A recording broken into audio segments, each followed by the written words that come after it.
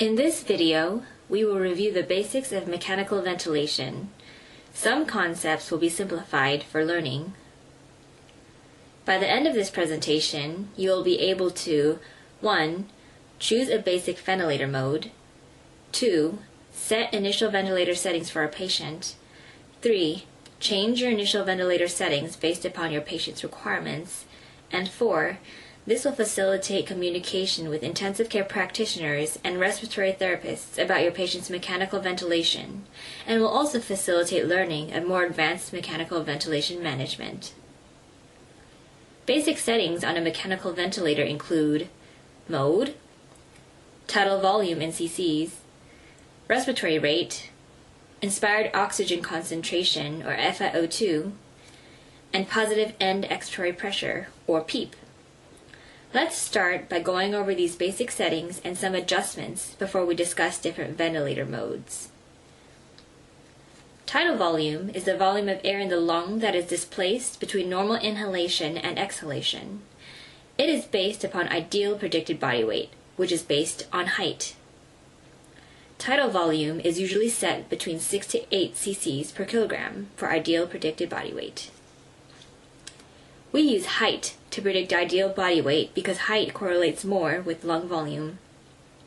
As an example, the lung volume of a 5'9" male at 70 kilograms is approximately equal to the lung volume for a 5'9" male at 150 kilograms.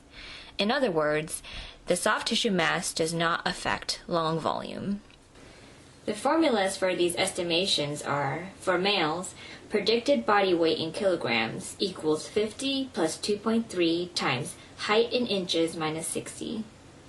For females, it is predicted body weight in kilograms equals 45.5 plus 2.3 times height in inches minus 60. A good way to predict a patient's weight is to start with estimating. A good set of numbers to keep in mind is the following. For a 5'9" or 175 centimeter male, a tidal volume of 500 cc's is equivalent to 7 cc's per kilogram. Using these numbers, you can adjust the tidal volume up or down based upon height until you have time to cross-check by formula or table. Respiratory rate is the number of breaths taken per minute. In a patient without other physiologic derangements, respiratory rate is approximately 10 to 14 breaths per minute.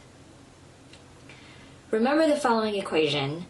Tidal volume multiplied by respiratory rate gives us a minute ventilation. A normal minute ventilation for you and me is approximately 4 to 6 liters per minute. FiO2, or inspired fraction of oxygen, is the percentage of oxygen in the air that is delivered to a patient. When first placing a patient on a ventilator, it is reasonable to start with an inspired fraction of oxygen at 100% and titrate down later. The goal is to use the minimum FiO2 required to have a PaO2 greater than 60 millimeters of mercury or an oxygen saturation greater than 90%.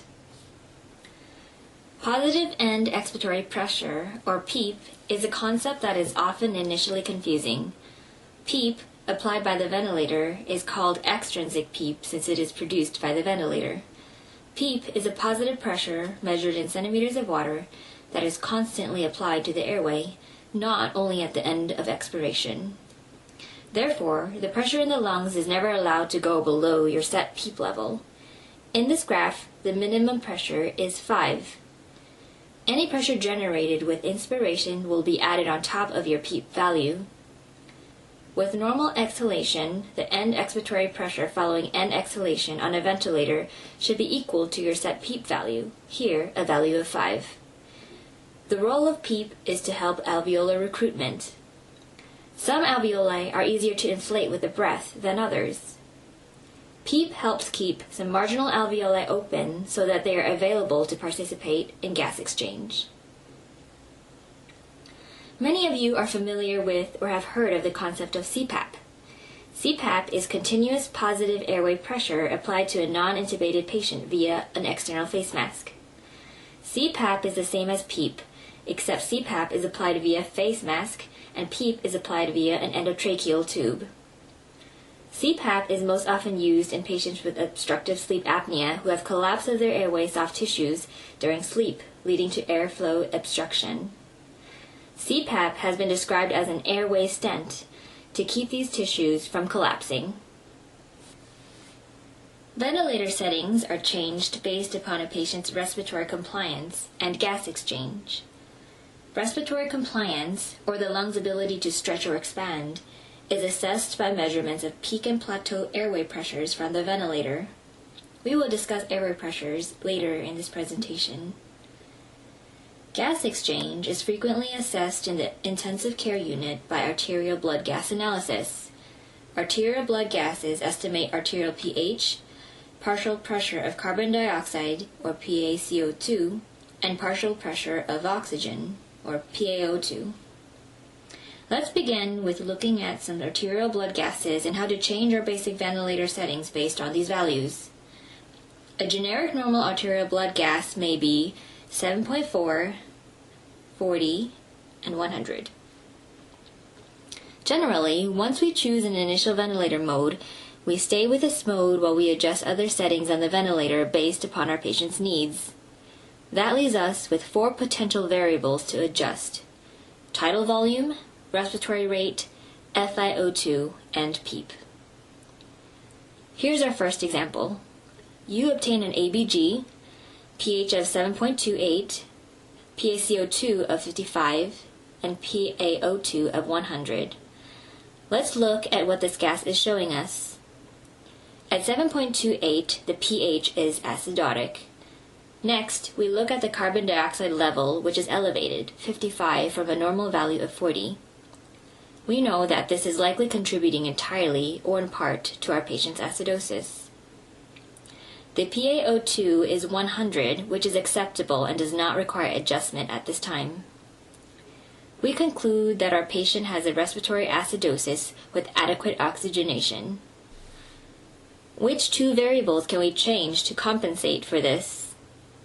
Generally speaking, for derangements pertaining to arterial CO2, we change the patient's minute ventilation, which is respiratory rate times tidal volume.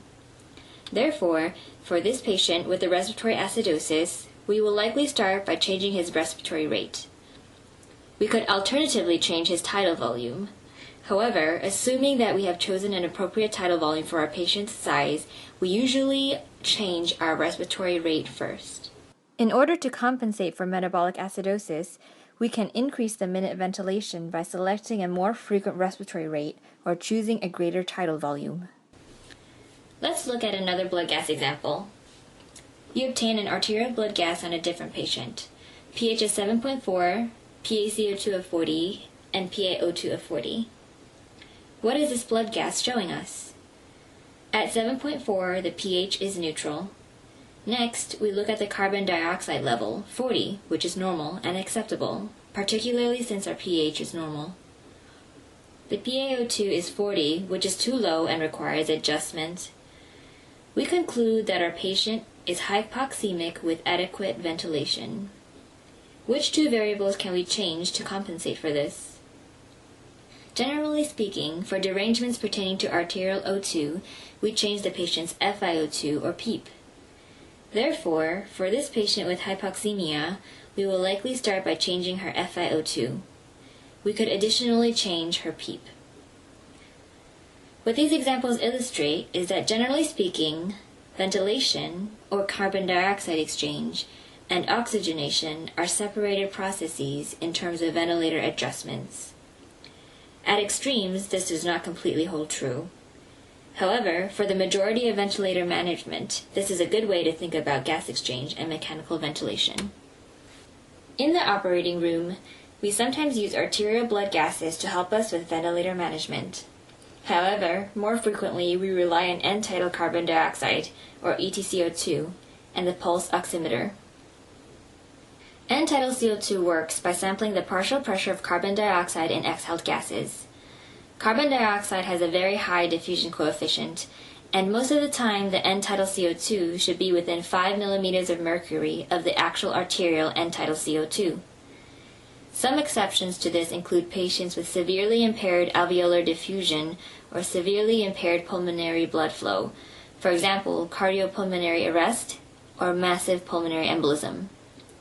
In these cases, there will be a greater alveolar to arterial CO2 gradient. Pulse oximetry is used to evaluate the patient's oxygenation. Here is the hemoglobin dissociation curve.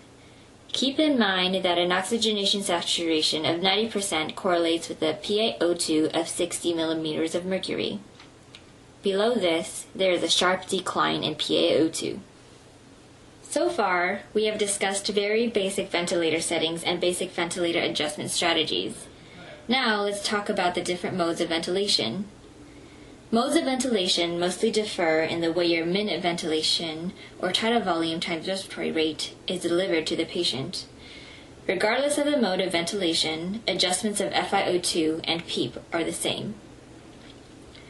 There are controlled modes of ventilation, hybrid modes of ventilation, and spontaneous modes of ventilation. For controlled and hybrid types of ventilation, there are two large categories of types of ventilator mode. Modes where we set the patient's tidal volume, known as volume control modes, and modes where we set an inspiratory pressure, known as pressure control modes. Within each mode category, volume and pressure, we have two subcategories, controlled or mandatory intermittent. This refers to whether we have control over every single breath delivered or not. We will start with volume control modes. There are two main types of volume control modes of ventilation: assist controlled volume control, or ACVC, and synchronized intermittent mandatory ventilation volume control, or SIMV-VC. Let's start with ACVC as our mode. Since this is a volume-controlled mode of ventilation, we will first set the tidal volume. We will then set our respiratory rate and then our FiO2 and PEEP. Let's say our settings are ACVC with a tidal volume of 500 cc's and respiratory rate of 10. If our patient has no drive to breathe over this setting, or is paralyzed and therefore unable to breathe over this setting, then every 6 seconds, or 10 times per minute, the ventilator will deliver a breath to our patient of 500 cc's. If our patient wants more minute ventilation than this, if he or she tries to breathe more than 10 times per minute, then on ACVC with our current settings, the ventilator will allow the patient to take additional breaths, but we will control the volume of these additional breaths. Say our patient wants to breathe 14 times per minute.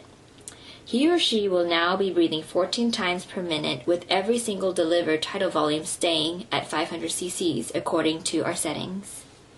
For SIMV-VC, we will again set our tidal volume, as this is still a volume-controlled mode.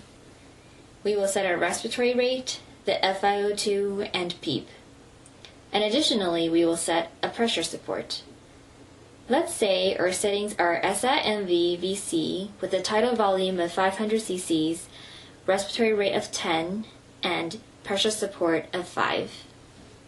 If our patient has no drive to breathe over this setting, or is paralyzed and therefore unable to breathe over this setting, then every 6 seconds the ventilator will deliver our 500 cc tidal volume to our patient. If our patient wants more minute ventilation than this is where you will see the difference between ACVC and SIMV-VC.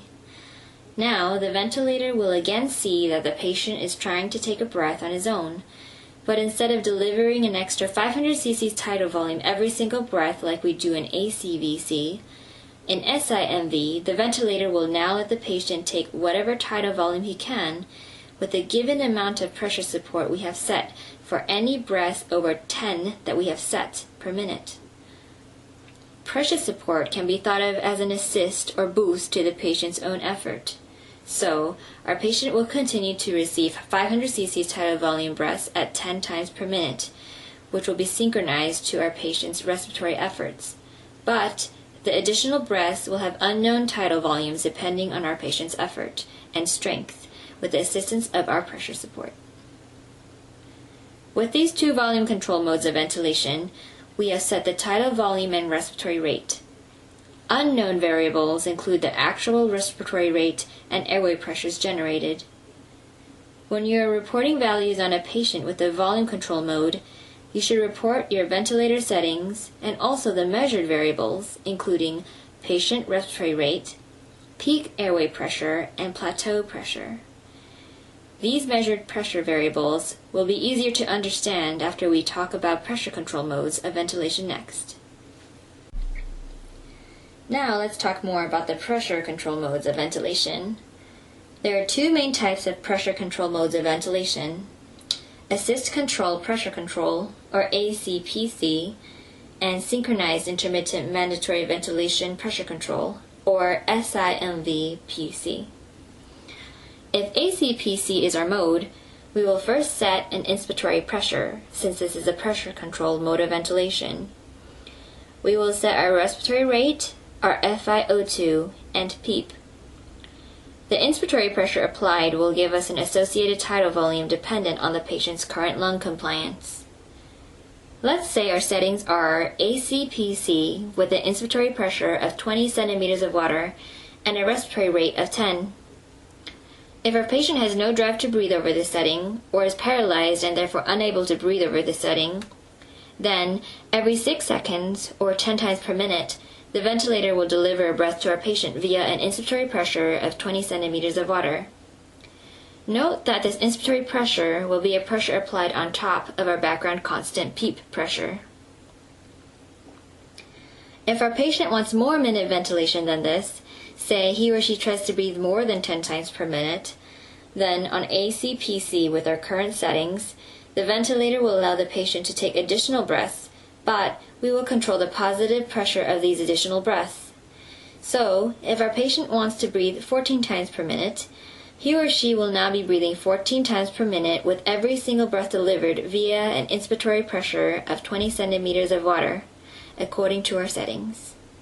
For SIMV-PC, we will again set our inspiratory pressure, as this is still a pressure-controlled mode.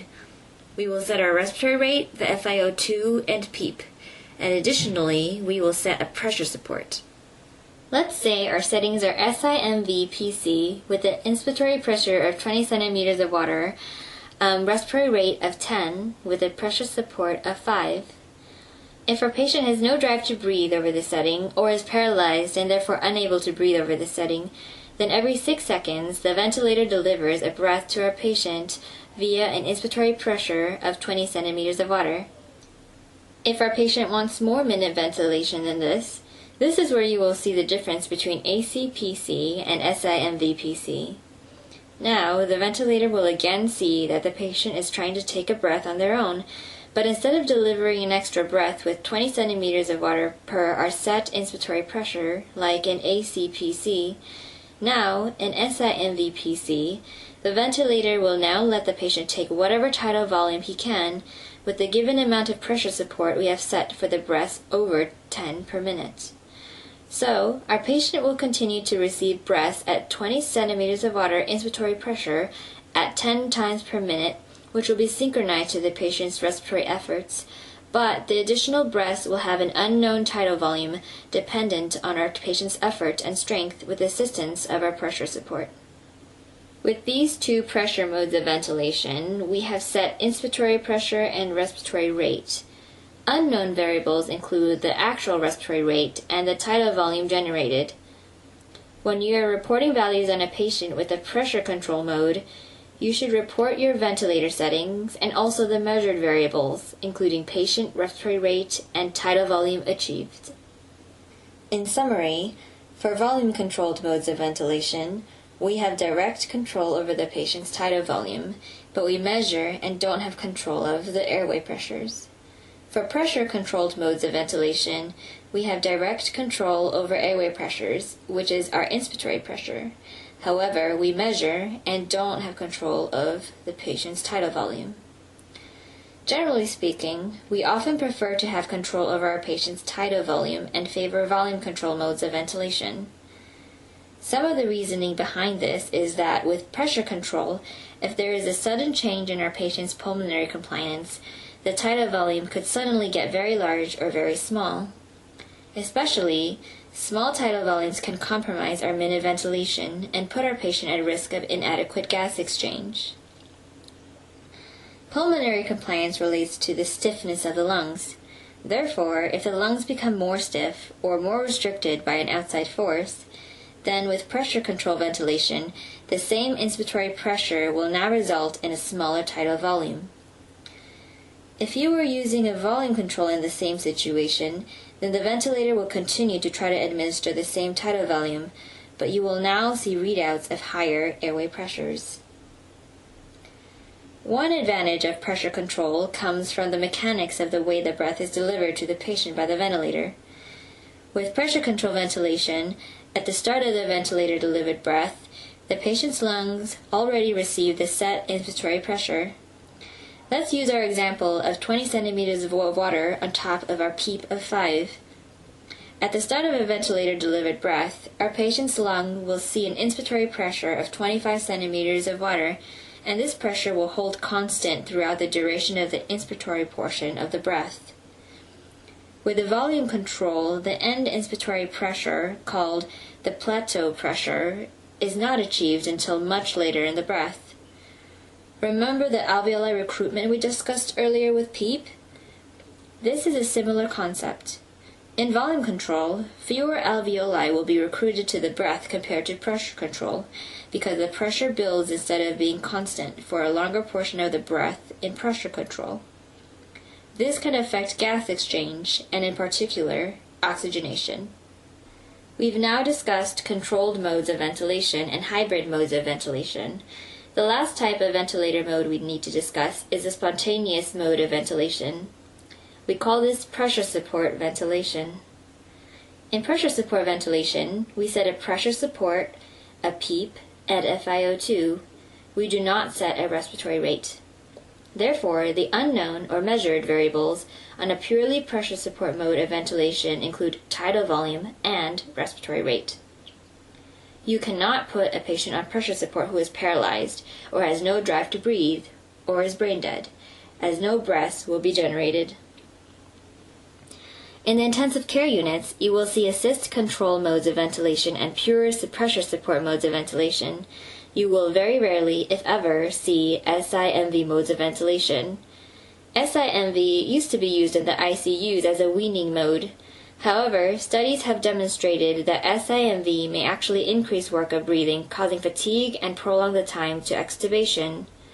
Sometimes we do use SIMV in the operating room towards the end of the case, while we are awaiting return of spontaneous breathing.